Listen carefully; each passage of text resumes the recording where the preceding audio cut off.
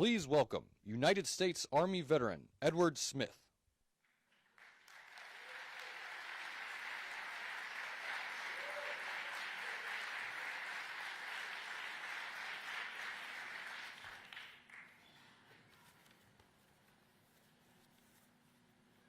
Good afternoon, everyone. My name is Edward Smith. I am a retired Army Sergeant First Class, born in Tar Heel, North Carolina. I live in Tar Heel with my wife and 2 children, Elwana and Dominique, 5 grandchildren who live in Tar Heel too. I am proud to serve my country for 22 years, and today I'm proud to leave a family of service. My son, Elwana, also served in the Army before coming back to Tar Heel. Before we got high-speed internet, I was doing a lot of paperwork to receive my VA benefits through the mail or by driving to the library. During the pandemic, my grandkids were doing a lot of their schoolwork online, and the service we had at that time was very slow. Thanks to President Biden, and with support from the state, my family and my neighbors are now connected to high-speed internet.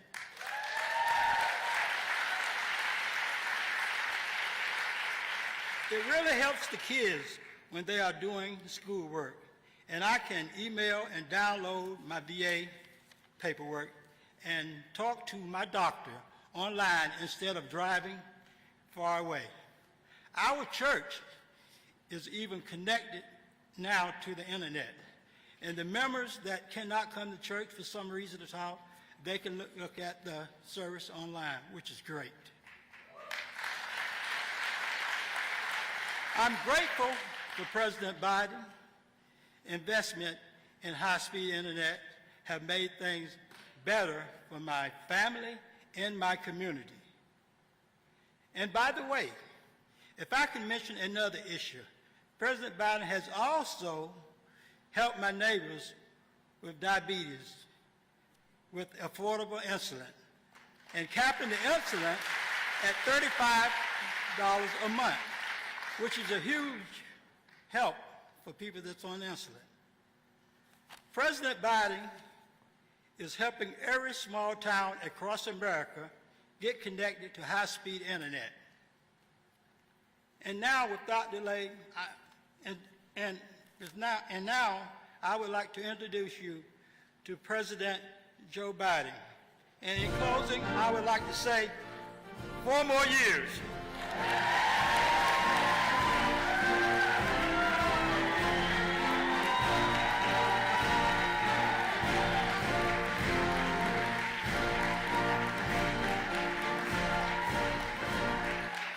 Hey everybody, how are you? Hello, Raleigh. What a great crowd. Please take a seat if you have one.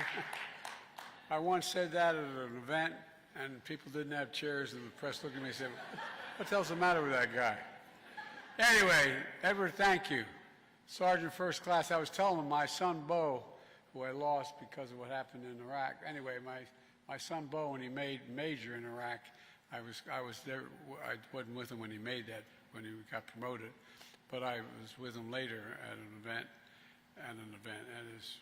anyway, in Iraq. I didn't want to say where I was, but, I said, Bo, congratulations, you're now a field-grade officer. He looked at me and said, Dad, I don't know who runs the United States Army. Sergeants First Class run it, and that's a fact. So, Sarge, thank you very, very much. Folks, Governor Cooper and all the state officials here today, and by the way, you got the best governor in the country. Roy, stand up. No, I mean it.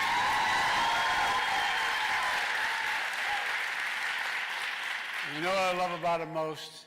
I mean this from the bottom of my heart. He has absolute, total integrity.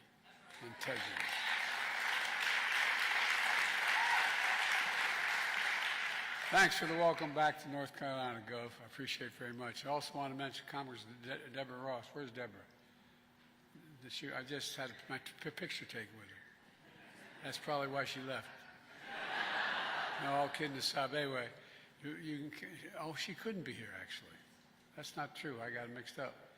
And she has, she fights very hard for the people of this district, and she's up in Washington right now. And folks, I'm here today to talk about something that doesn't get enough attention, and that's the progress we're making to invest in America, all of America.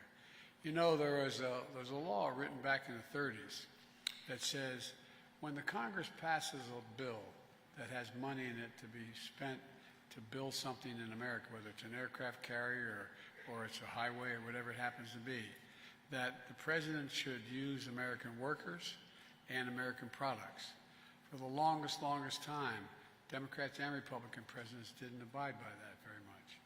But I do, because I want to make sure that we're making it in America, building in America with American products, and that's why we've created 14 million new jobs. Folks, bringing opportunity and hope to people and communities across this country. Let me give you one example of bringing high-speed internet to every person in America. Nearly a century ago, Franklin Delano Roosevelt signed the Rural Electrification Act, bringing electricity to every home and farm in America because it was in cities, but it wasn't in a lot of rural areas. Because electricity had become an essential part of modern life, so he wanted sure everyone had access to it. He was determined that no American should be left behind, no matter where they lived, whether in a big city or a rural area. Well, I tell you what, I made the same determination about our time, affordable, high-speed internet. It really is critical. It's just as essential today as electricity was a century ago. Who remembers, during the pandemic when schools were shut down and the Sergeant First Class mentioned it, kids weren't able to attend school, so they go online. How many of you spent time in McDonald's parking lots tapping into their internet so you could do the homework with your kid? Look, think of all the workers who need internet to do their jobs when they're working from home. So many are working from home, have to work. Small businesses need internet to reach more customers here at home and literally around the world. And our seniors are needed in connection with their doctors through telemedicine because they can't make it to the doctors in person. High-speed internet isn't a luxury anymore. It's an absolute necessity. No, it really is. And yet, when I became president, around 24 million Americans didn't have access to affordable high-speed internet.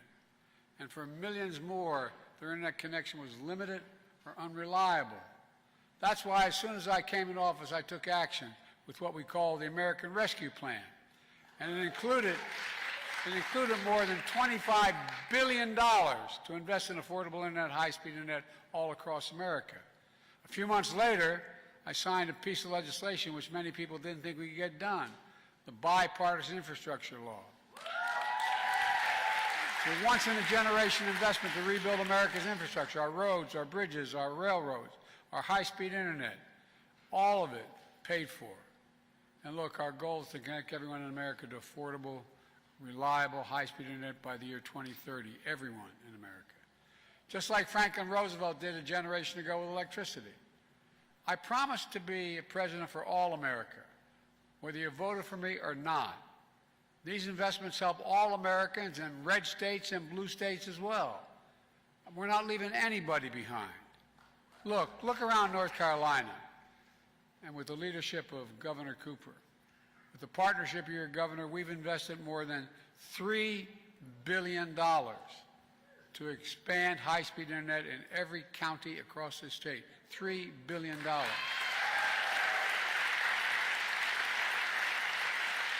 Fiber optic cable is being laid in the ground as we speak.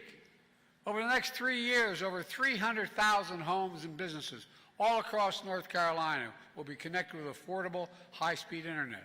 And today I'm announcing another major step.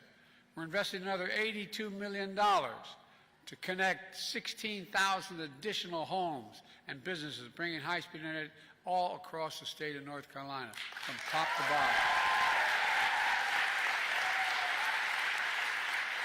By the end of the decade, we're going to finish the job reaching all the remaining homes, schools, libraries, small business, healthcare facilities in North Carolina that don't have access to high-speed internet today. Let me say that again. Universal, high-speed internet in all of North Carolina by the end of this decade. Folks, you just heard from Sergeant Smith a few minutes ago why it matters. He's retired Army, 22 years of service, which we owe people. They've been using dial-up internet for years, just like everyone else in town. It took Edward far too long to download medical paperwork, as he mentioned the VA. It was hard for his grandkids who lived nearby to use the internet to do their homework. And then thanks to the American Rescue Plan, which I signed into law, fiber optic cable was laid and the town got high-speed internet. And now Edward and Emma and the kids and the grandkids can use the internet quickly and easily, from getting care from the VA to doing their homework. Look, their neighbors include folks who can't attend local church services, he mentioned. They can stream these services at home every single Sunday. High-speed internet has been a game changer for their town and so many counties all across America. Look, and we're just getting started, but it's not enough to just have internet access. It needs to be affordable. So, here's what my administration did. We work with internet service providers to bring down prices for people struggling with their payments. It's called Affordable Connectivity Program. It's already helped 880,000 households in North Carolina save a total of $440 million in internet bills collectively. That's about 1 in 5 families across the state are saving $30 a month for the internet bills, and some save a lot more. That savings matters in homes like the one I grew up in. Another $30, $40 a month was the difference between how many groceries you pay, the gas bill, all other necessities. It matters. It matters. Plus, the investment we're making in high-speed internet means something else as well. Good paying jobs. And folks, just ask the folks at the International Brotherhood of Electric Workers, the IBEW, or the Communication Workers Union, or the Laborers Union. We're putting thousands of people to work laying fiber optic cable all across America. And that cable will be made in America, put in by Americans. Even better, a lot of that cable will be made in North Carolina. Two American companies, CommScope and Corning, are investing more than $550 million to manufacture fiber optic cable, creating around 650 good-paying jobs in Hickory, North Carolina. A single starter. And there are going to be more. Already, 40% of all the fiber cable, optic cable in America is being manufactured in Hickory. And no, that number is going to continue to grow. Jobs are going to grow. And when jobs grow, everything grows. Everything grows. Everything in the community grows. All told, during my presidency, we've invested, and I know it's going to sound like not much to you all, but $11 billion in North Carolina. $11 billion in infrastructure, clean energy, everything from high-speed internet to clean water, new roads and bridges. For example, we're investing $1 billion, $1 billion, in a new rail line connecting Raleigh and Richmond, Virginia. Not only creating a whole hell of a lot of jobs, but it's going to take a lot of vehicles off the road. It's going to help with pollution, and guess what? It's going to cut the time. Well, let me give you an idea. Right now, the trip takes about 3 hours by train. With the new rail line, it's going to take you 2 hours. Think what that will mean to people traveling to work and visiting families. Think what it means in the reduction of highway bills. We're also investing $110 million to replace the Alligator River Bridge. Look, that bridge is a major hurricane evacuation route for the Outer Banks. So it's high time it get replaced because it's in trouble. The bridge now is far too low for boat traffic, which means cars have to stop and wait, sometimes several times a day, for the bridge to swing open so boats can pass underneath. Because the bridge mechanism is 60 years old, sometimes when it swings open, it can't close. Days. Now we're building a new, higher bridge that boats can easily pass under. It will be wider and more accessible to more cars to travel across every single day, saving time and saving money. Folks, what we're doing here in North Carolina is just one piece of a much bigger story. To date, 40,000 infrastructure projects have been announced across this nation. Since I've been to office, we've created 14 million new jobs. 440 new jobs in North Carolina alone just since I came back. That's because of this guy right here. Nearly 800,000 manufacturing jobs nationwide. Unemployment has been below 4% for the longest stretch in American history in the last 50 years. And here in North Carolina, unemployment is even lower. It's 3.5%. And the stats coming out today show that seeking unemployment insurance has even gone down. Fewer people are needing the help. That's lower than it was in every single month under the last president. Wages are up. Household wealth is up, not only for middle-class Americans, for Latinos, for black Americans, for minorities. Costs are still too high, but inflation continues to fall, and mortgage rates are falling, and they're going to fall more. Last week we learned that America filed 16 million in America, 16 million new applications for businesses, for a new business since I became president. Folks, that's a record. Every single one of those new small businesses is an act of hope, an act of hope. It generates progress. People are beginning to have, and if you look at the consumer confidence, it's way up. 64%, I think maybe 62%, Americans think their personal circumstance is good and it's getting better. Meanwhile, thanks to the Invest in America agenda, private companies have invested over $640 billion, let me say it again, $640 billion in advanced manufacturing here in America. And by the way, you know, we invented that little computer chip which everything from your cell phone to your automobile needs. Guess what? We used to control it. We got down to the part we hardly manufactured any of it. And so what happened when things went bad, we didn't have access to all those computer chips that were being made in Asia and other parts of the world.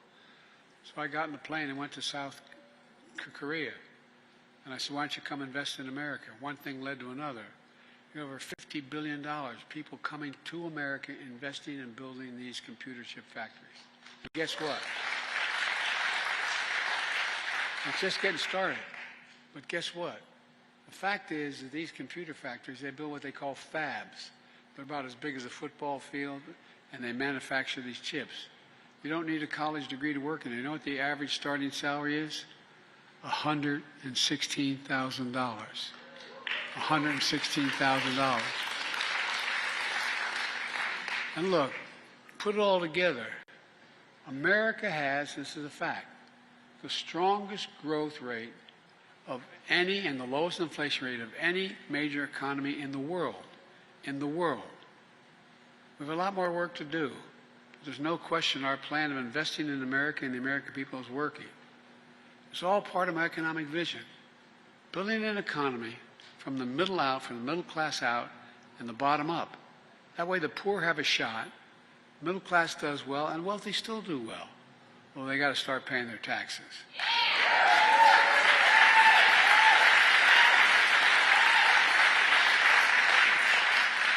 You know, I'm serious. I don't mean paying 60%. I mean just paying the top rate of 38%. Look, folks, you know how many billionaires we have in America today? 1,000. You know what their average rate, federal tax rate is? I should walk away from this. Federal tax rate is 8.5%. Raise your hand if you'd trade your tax rate for 8.5%. I mean, serious, think about this. There'd be $40 billion raised if they just paid 38%, if they even paid 25%. Folks, look, we all do well when the middle class does well and we grow. Everybody does well. You know, I'm so tired of trickle-down economics. I grew up in a family where not a lot trickled down on my dad's kitchen table. My dad was a hard-working guy. We weren't poor, but we lived in a 3-bedroom split-level home with 4 kids and a grandpa. And, you know, we were fine. It was okay. But there wasn't anything left over. There was nothing left over. But now, a lot of middle-class folks are having enough leftovers. They can do things. Our approach is a fundamental break from trickle-down economics, supercharged by my predecessor. My predecessor, everything was trickled down, but not a lot trickled. No, I'm serious. Which tax cuts for the wealthy and big corporations, shipping goods overseas. How many people do you know in this state and other states? There was a factory in town that employed 300, 400 people. And all of a sudden you found that factory shipped overseas. Why was it shipped overseas? Cheaper labor costs. So we were shipping factories overseas and importing the product they made here. Well, guess what? We're doing the opposite. We're making it here and shipping the product overseas. I'm serious. And also that trickle-down shrank public investment in education, infrastructure and education. That hollowed out communities, closing factories, leaving too many behind. And now, my predecessors like to say, America is a failing nation. In my face, bless me, Father, for his sin. I mean, come on. A failing nation. And by the way, did you hear he wants to see the stock market crash? Because he does not want it now. We're doing well. He acknowledging by that we're doing pretty damn well economically and getting better. He wants to see the stock market crash. You know why? He doesn't want to be the next Herbert Hoover. As I told him, he's already Hoover. He's the only president to be president for 4 years and lose jobs, not gain any jobs. Come on, man. You know, some of the things he said, well, I don't get started. But look, frankly, to put it very politely, he doesn't know what he's talking about. Meanwhile, the vast majority of Republicans in Congress voted against our infrastructure law. We got enough to make it work of 30-some, but the vast majority voted against it. They all voted against all the other bills that I have. I mean, 100% voted against. And guess what? Whether it's Marjorie Taylor Greene or whoever, they're now, when these new projects come, they're welcoming them to their state. They voted against it all. So I told them I'll be there for the groundbreaking with them. You know, look, what was mentioned as well. Look what I fought my whole career. I've been around. I know I don't look it, but I've been around for a little while. But all kidding aside, look, you know, I spent the bulk of my career as a senator trying to bring down the cost of prescription drugs. If you have a prescription from your doc and you take it to a pharmacy here in North Carolina or Wilmington, Delaware, where I'm from, or wherever, guess what? I can take that same prescription from you and go to Toronto, Canada, London, England, Rome, in Italy, anywhere around the world. And it'll be somewhere between 50% less and 70% less. How does that work? Why? Why isn't in America we're paying $400 a month for insulin if you have diabetes. And other places are paying $35. Well, guess what? You're paying $35 now, and it's going to go down even further. And by the way, at $35, they're making 350% gain. It costs $10 to make it, $12 to package it. So come on, man. It's about time we start to be a little fair to ordinary people. When it comes to voting against infrastructure law, it doesn't stop many of our Republicans calling up and saying, we need a project in my district. Now, what I haven't done is I haven't blocked projects in their districts because they're all Americans. The fact they have a senator or a congressman who doesn't know what they're doing doesn't mean they should be denied. But it's okay. It's okay because I promised to be a president for all Americans. And I mean that sincerely. It's not hyperbole. I promised to be a president for all Americans. Like I said before, I told them all I'll see them at the groundbreaking. Let me close with this. When you see shovels in the ground, cranes in the sky, and people hard at work in these projects, I hope you feel pride in America. Pride in America. Pride knowing we can get big things done when we work together. You're all the real heroes. It's not hyperbole. You're the real heroes in this story. American workers, the American people. neighbors and community leaders doing the work to bring our cities into the future. That's what America does. That's why I've never been, and I mean this, and I've been saying this for a while, and the press has to cover me everywhere. I've been saying I'm optimistic. I've been around for a while. I've never been more optimistic about America's prospects than I am in the last 3 years. I really mean it. Because there's nothing. We have to remember who we are. We're the United States of America. And nothing is beyond our capacity when we work together. Nothing. And I'll say one last thing. We're the only major company in the world that's come out of every crisis stronger than we went in. And that's what we're doing again today because of you. Thank you. May God bless you all. May God protect our troops. Thank you very much. Let's go get them. Thank you. Thank you. President Biden just wrapping up about a 20-minute speech here in North Raleigh along Durant Road at the Abbotts Creek Community Center. The president announcing an $82 million initiative to get more high-speed, affordable internet into North Carolina homes.